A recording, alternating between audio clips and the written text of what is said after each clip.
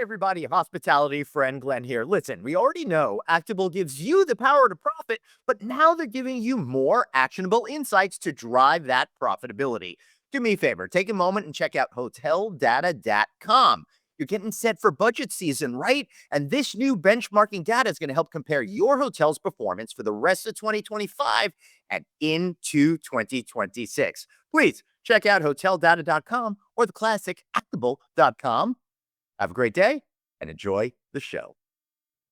Hey, everybody, thank you so much for tuning in to another episode of No Vacancy Live. We got Anthony Melchiori. I'm Glenn Hausman. Thanks for spending time with us today. Anthony, I love a good hotelier, and I know as a hotelier yourself, you love that as well. I love a good hotelier and I love a good hotel. And I got to tell you, I'm a little depressed because the Waldorf Astoria in New York is open and you haven't been there yet. And I haven't walked through yet. I'm getting a little depressed. All right. Yeah, we're going to talk about that. And by the time this is seen, maybe we've seen it, maybe we haven't. It depends on schedules and all of that kind of stuff. I'll change my schedule. All right. So now that you know what's going on behind the scenes, let's talk a little bit about what's going on in front of the scenes. And that's our next guest has got a cool new book out called Honing the Human Edge. And I think it's a book that's probably really needed right now in hospitality. Thank you for putting that up. How leaders can unlock success through caring, coaching, and accountability. Anthony, I have a feeling this is going to be one of those conversations where I don't get to talk too much because you guys are going to be going toe to toe on the same page. Let's welcome Edward Mady, world-renowned hotelier and author. How are you, sir? I'm great. I'm great, Glenn. Thank you very much. Really nice saying hello, Anthony. Yeah. So you've been a long time hotelier yourself. Yeah, right? Been doing it my whole career, 4 decades later.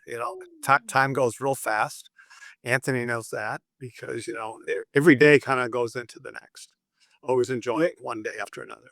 Well, when Ed said that when he contacted me and he said there's a book coming out, before he contacted me, there was 2 magic words that was said, Jerry Anzarello. And we all know when Jerry Anzarello speaks, we all jump. So Jerry Anzarello, hey, my friend is now your friend. And so now Ed is my friend. That's up. Thank you. Jerry author. So you got this new book, which is dropping today live on Amazon, although many of you who pre-ordered the book and have made it a bestseller already, maybe headed out to your front stoops if you have one of those and getting it over there. So does it get any easier writing books over the years? Actually, it was my first book. And unlike Anthony, where he's, been in the media for quite some time, but the reality is that, if you go with the riddle of what's always approaching and never arrives, and the answer is tomorrow, right?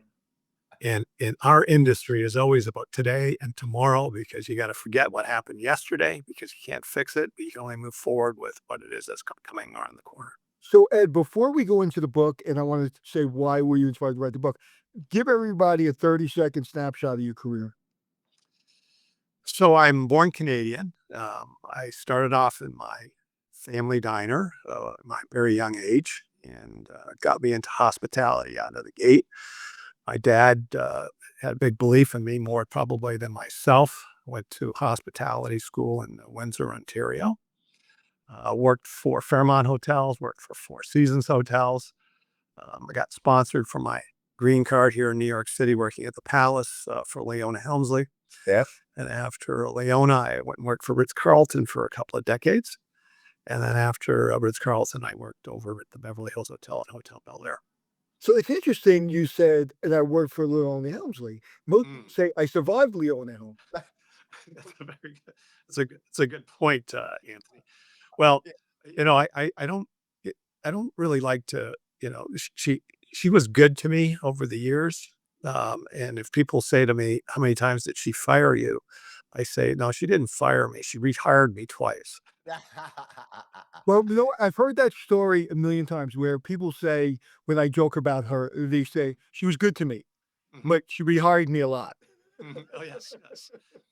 So I thought of reading your book on the plane. I'm in Tennessee for a speaking gig, and you were kind enough and gracious enough to send me my own signed copy of it. Mhm. So I started reading it. I was delayed, so I didn't get until 3:30 this morning. So I kind of fell asleep.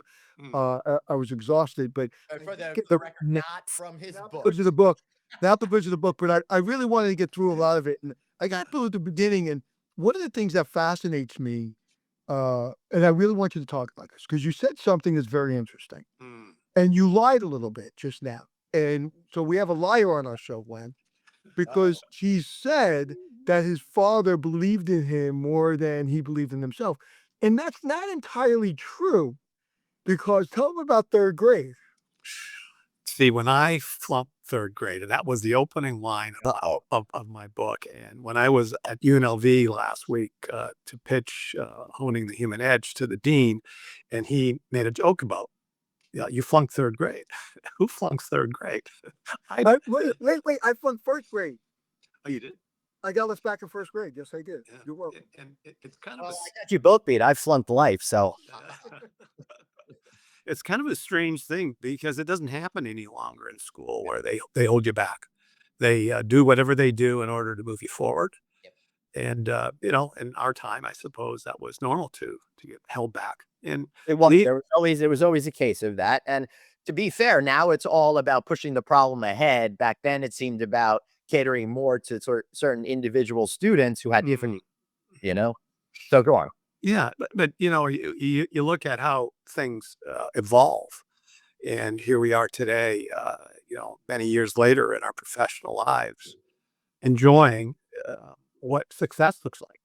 And you can't look at the things that are unfavorable in life. You always have to look at the favorable side. The glass is always half full.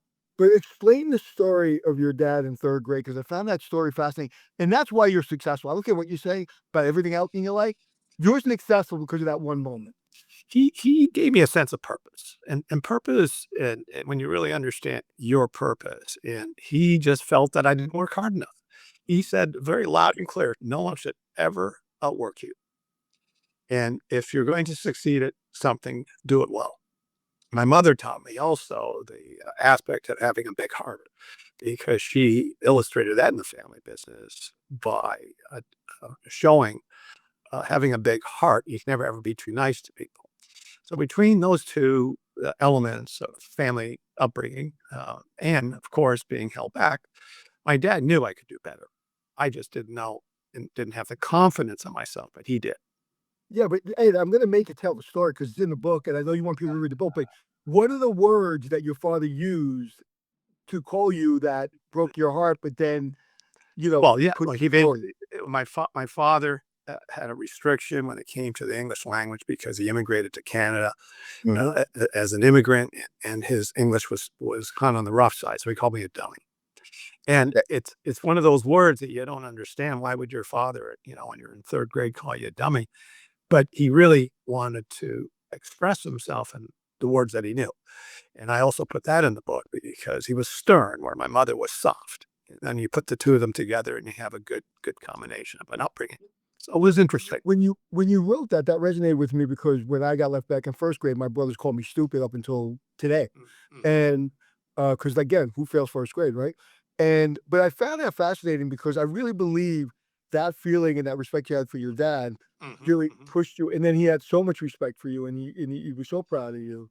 But I think today, in today's day and age, there's not a lot of challenges like the grit, like and to survive the hotels you survived, you have to have grit.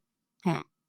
Well, you know, when I was growing up in Windsor, border city of Detroit, of course, for everyone that might not know where Windsor is. Oh, go New Gordie Howe Bridge. Yeah, I got New Gordy, Albridge. And the streets of Detroit were just enough as growing up in my teen years of preparing me for a New York and understanding living in a border city. Now, when you put a combination of New York and Leona together, that really hones your human edge because you got Oh, and then there's something called it starts with a U, and it's 5 letters. The Union. oh yes, oh yeah. Well, local six is you have to you have to have them on your side one way or another. There's a way to work through issues and so on and so forth.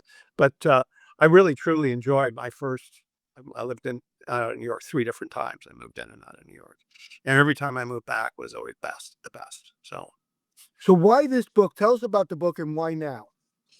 why now? Because I think humanistic leadership is extremely important. I think it's missing in a lot of aspects of what goes on in our industry, human to human.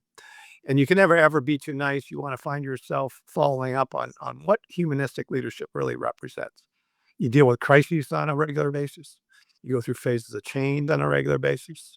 You have to understand basic pillars of business, culture, customer, strategy, leadership, team, and you put it all together. And how do you best put a formula or a playbook that illustrates something that's timeless, that can be easily understood if you know how to put the puzzle together? Humanistic leadership is something that we had to be taught the hard way, I suppose, when we were going through our hotel experience. And if you took a puzzle out of the box and you know what the picture looks like on the puzzle, and then you take it out of the box and turn it upside down and throw it on the table, try to put the puzzle together without looking at the picture upside down. Right. Hmm. And that's what happens, I suppose, with humanistic leadership, because you're learning on the fly. And sometimes it's difficult until somebody gives you the guardrails and sets it all up. And that's what honing the human edges. That makes a whole lot of sense. And I like that you're bringing the human into this. Anthony and I recorded a show where they were saying younger people have a lack of focus and attention spans are kind of diminishing. So, how do you make sure that they can enhance their humanity when they're spending so much time Mm, separated behind machines and maybe they don't have the practice that we all did mm, being human to human mm. for all these years? You know, I'm on the board for Joe Torre Safe at Home, domestic abuse, and you really talk to humans, humans dealing with humans. In the hotel industry, there's a working rhythm. There's also a battle rhythm, because every day can be a battle if you don't have the right culture. And how do you get a bunch of people to make each other look good? And that's my definition of a team, is when you have a group of people that make each other look good. And when you can do that, that's really what is special, because you want to always be on a great team. Memories are built with great teams. And we always remember those jobs, if we go backwards, of how much fun we might have had. If you say, geez, I wish I would have stayed there a little longer, or I should have left earlier. Depends on what the experience was. Yeah, it's very interesting that you're on Joe Torre Safe at Home because I played baseball in Marine Park and I literally played baseball in a diamond that was literally 10 feet from the front door of his house. Mm, So when I talk about grit and Joe Torre become a Hall of mm, Famer and what he became, the house that he lived in looked like any Brooklyn house, a brick house in Brooklyn, mm, and it looked like a nice middle class house, and it looked idealistic, mm, beautiful family. And when you read and know about what he went through with his father and his mm, father being abusive, mhm, it mhm, that's where he gets his grit. We all get, and that's why I go back to your third grade experience with your dad. Yeah, you mm, don't want to say anything bad about your dad, and your dad's been motivated you, but when he called you a dummy, that you're still talking about it because it's in your book, mhm, right? And that's kind of the moment where, like, when we were growing up, it's like if somebody said to you, "Get over it," mhm. just get over it, right? You just get over it. You should Period. get Yeah. over it. Could you imagine a parent saying that to a kid today? Get over Well, it. forget about it. Forget It about just, You're in New York. Yeah, I was going to say, forget about it. Come on. it. You'd be called an abusive parent. Mhm. Well, Glenn, forget about it. It has so many definitions. If you really look it up, it could be aggressive, it could be soft. Oh yeah. It also just in case people don't know, when you drive into Brooklyn, it's Mhm. off a welcome to Brooklyn sign. Forget about it. So it's a welcome to. Yeah. Maybe that's what he's trying to say to me, Anthony. Forget about it. A Brooklyn comedian just did the same thing with the imitations of MF. I Mm. won't say what the words. It's, Yeah. you mean something bad, or can be like, "Hey, you." Right. So when somebody reads this book, Mm. okay, Mhm. I have a book out there, or you have a book out there. There's a lot of books, a lot of books, a lot of books. Mm. Frank Case was Joe Maggio Algonquin. I went back and got his book Feed the Lions that was written in 1917. Mhm. The first paragraph said, "What the world needs is another cookbook or another book," Mhm. right? Mhm. So Mhm. there's lots of books, right? Mhm. Why did your book make the bestsellers list? Why does your book stand out your experience, for people who don't really understand the hotels you worked in at the level you worked in, like you're in rarefied air, right? There's general managers and there's regionals, next hotels, but then there's those people, the Jerry Inzarellos, the Ed Maddies that are in rarefied air. You're in rarefied air because you've worked at levels that most of us don't get to work at.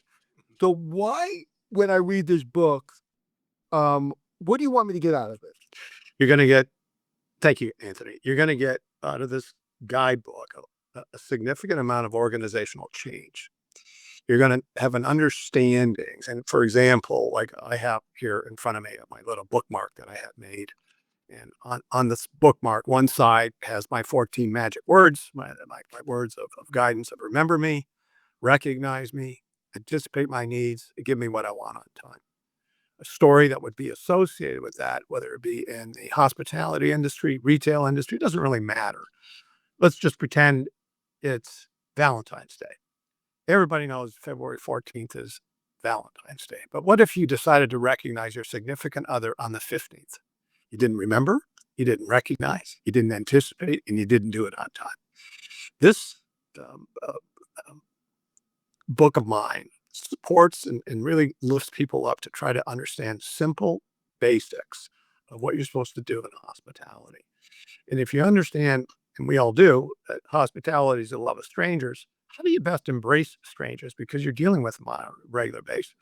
But on the flip side of the bookmark, I have my question. I love asking this to anyone because it's just so supportive of anything that goes on in the industry. What's the number one mistake that people make in a crisis? Question, answer. They don't know that they're in one. Right. And it really gets down to if that room service order was late and somebody flies off the handle or the fire bells go off at 2:00 in the morning, or, it just goes on and on. There's tons of different crises that happen.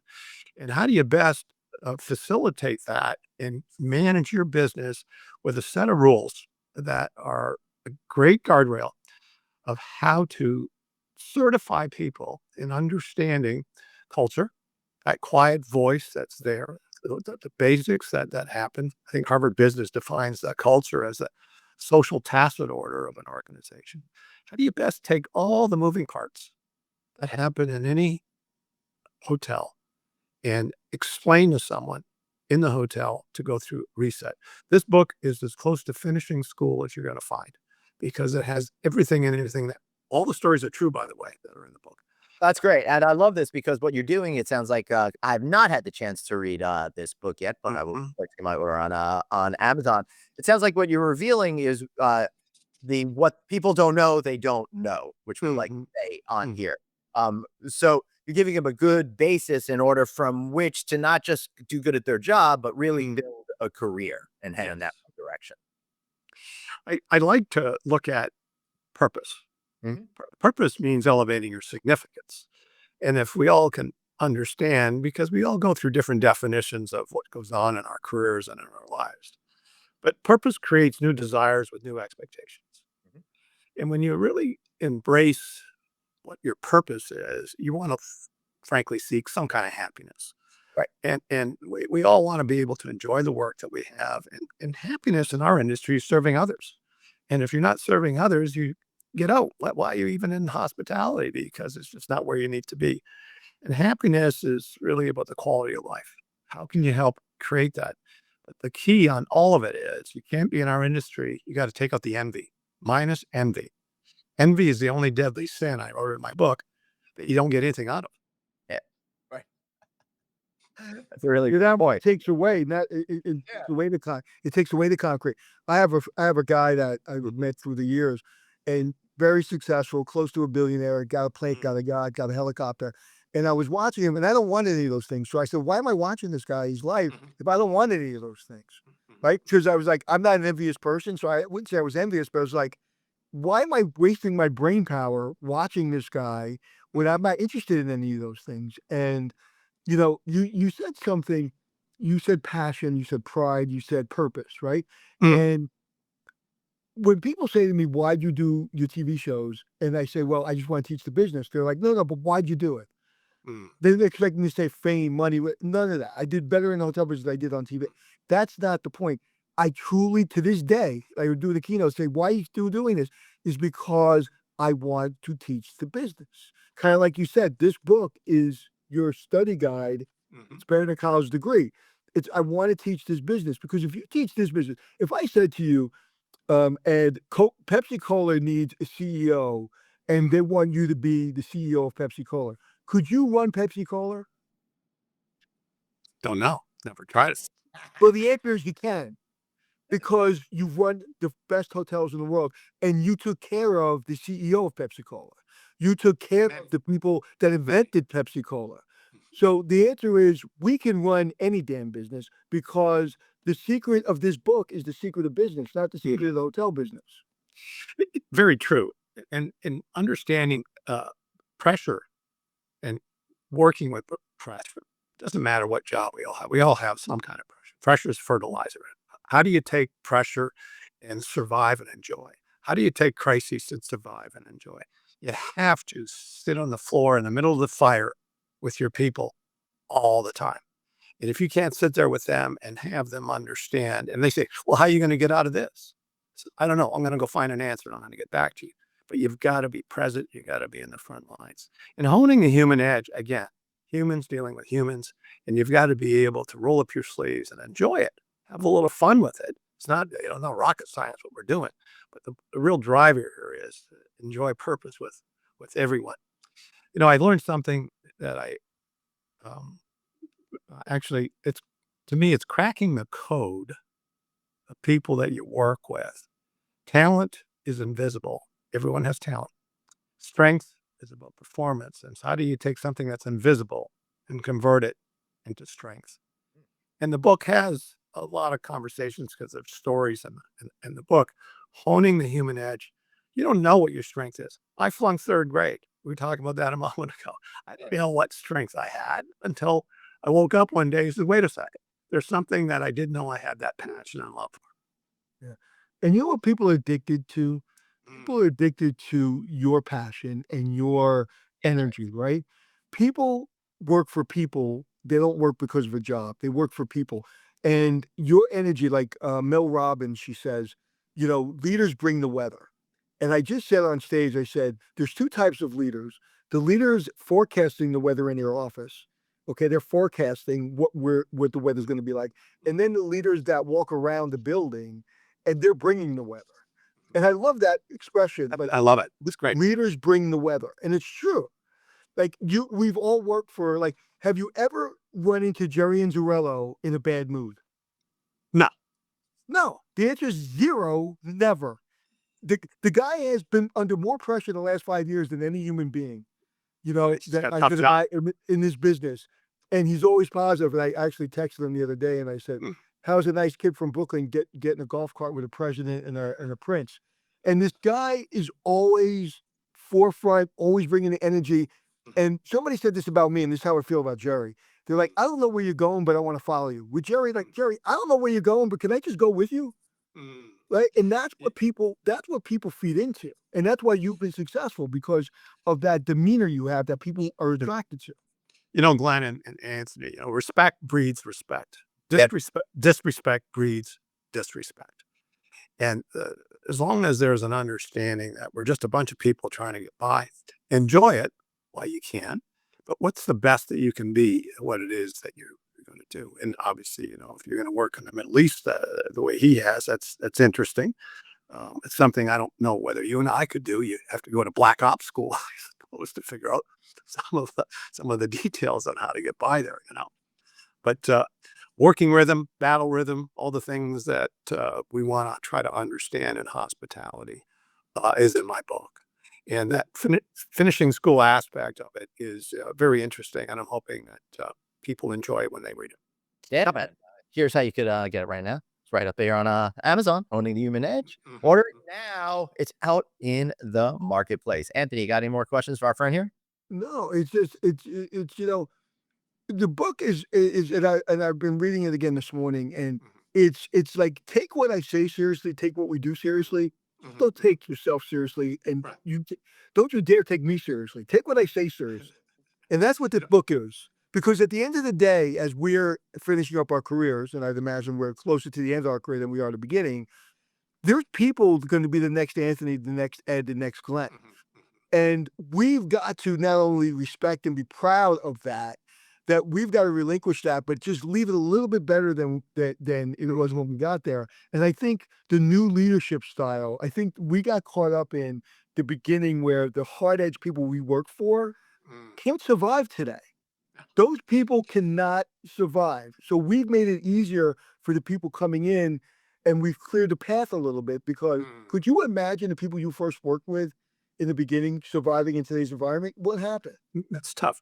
You know, the word value is a prominent word in anything that happens in our careers and in our lives. I put a formula in the book. I said, experience minus expectations equals perceived value. And every day that you walk through life, you're going to have a certain experience. And shared experience is what we enjoy when you're on a team. Shared experience is what you enjoy when you have a job. That's why they call it work. So you really want to enjoy that. You know what I brought with me today? I brought baseball. Look, there we go. Brought baseball. And every time I think about the immaculate inning, 9 pitches, 3 up, 3 down, it just doesn't happen. You know, how often has it happened? You can go to the record books and try to figure it out. You're never going to pitch an immaculate inning in life.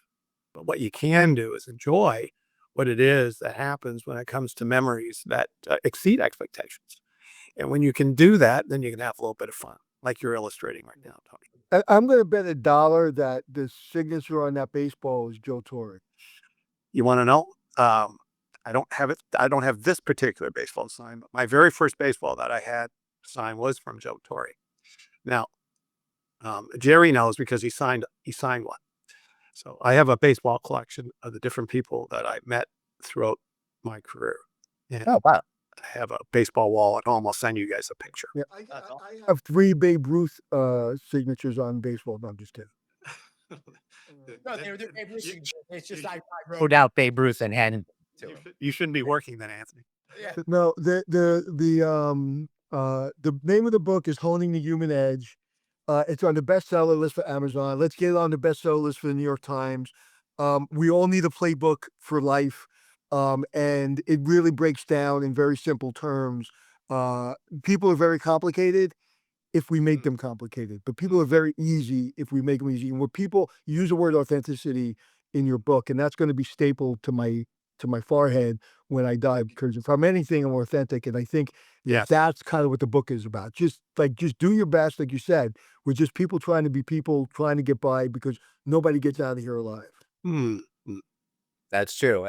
Ed, thanks so much for being here. We really appreciate you. I really appreciate you both, Glenn and Anthony, having me on your program. Put the book. Thank you. All right, Anthony. That was a fun one. I can't wait to go out and get that book, because it really sounds like it's going to even help a guy like me who never worked in a hotel kind of understand how it all kind of goes. You know more about hotels than I know about hotels. Yeah, but I've never worked in one before, and I don't believe I know as much about hotels themselves as you do. But you know what? I think a good way for all of you to figure that is by listening to all of our old podcasts. Do that by signing up for wherever you get your shows, and you can tell us who knows a little bit more about hotels. Of course, watch us. You know what you do, Glenn? We should have a Ask Glenn podcast where I ask you words in the hotel business, like RevPAR. What does RevPAR mean, Glenn? That's a good idea. And I will sit here with ChatGPT and look everything up. Come on, you better know what RevPAR is. Of course, revenue per available room. I mean, come on. I mean, I do. Things, you know things. Yeah. But I would say it's time to start thinking revenue per available customer. So let's talk about that, and we'll see you next time right back here. But first, remember, you got one life, so blaze on, and be kind to yourself. All right, see you next time right here on The Vacancy Live. Bye, Rib.